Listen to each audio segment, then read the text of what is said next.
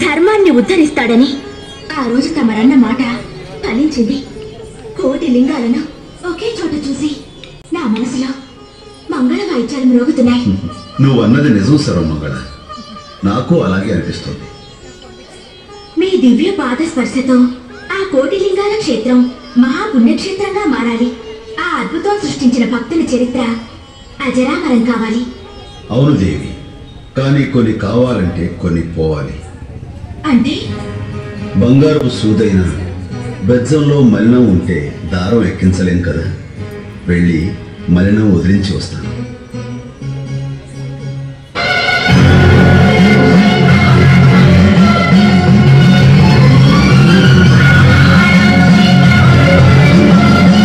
తండ్రి, భార్య, బిడ్డలు, అన్న, తమ్ముడు, ఆస్తి పాస్తి, ఇలా ఎన్నో బంధాలలో జీవం నిరికిస్తావు.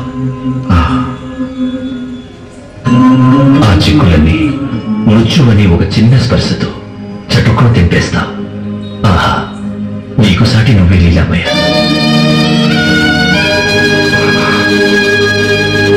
స్వామి, నీకంటే నీలా నా లీలలే నాకు గుర్తు చేసి కంట తడిపెట్టేలా చేస్తున్నావు. ఆనంద స్వరూప, నీకంటే నీ రాకూడదు. మంజు, ఎంత పెద్ద గాయం! ఇది చూడండి. ఇదేం పట్టించుకోక స్వామి, ఇంకెంతసేపు ఈ గాయమే మాయం కాబోతుంది. ఇక గాయమేం చేస్తుంది? స్వామి, నా మొర ఆలకించి నువ్వు లోపలికొచ్చావు. నీ ఆజ్ఞ ప్రకారం తృప్తిగా బయటకు వస్తాను. ఓం నమః శివాయ.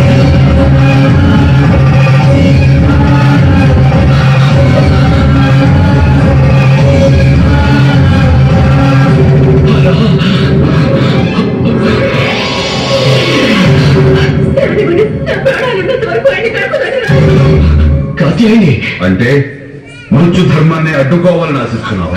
స్వామి, మీ ధర్మానికి అడ్డు రావడం ధర్మం కాదని నా బిడ్డ చనిపోయినప్పుడు ఆయన నాకు తెలియజేశారు.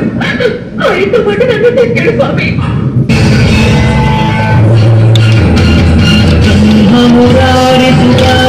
లింగం నిర్మల భాసిత శోభిత లింగం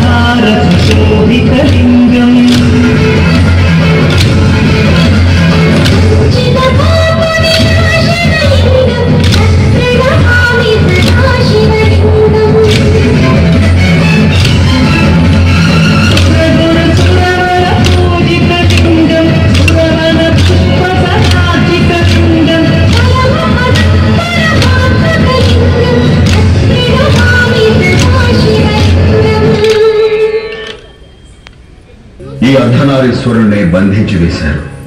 ప్రజలంతా మీలాగే మృత్యువుకు భయపడకుండా ధర్మంగా నడుచుకుంటే ఈ ప్రపంచమే ఒక ధర్మస్థలమై ప్రకాశిస్తుంది. సర్వేశ్వరాయ విద్మహే శూలహస్తాయ ధీమహి తన్నో రుద్రః ప్రచోదయాత్.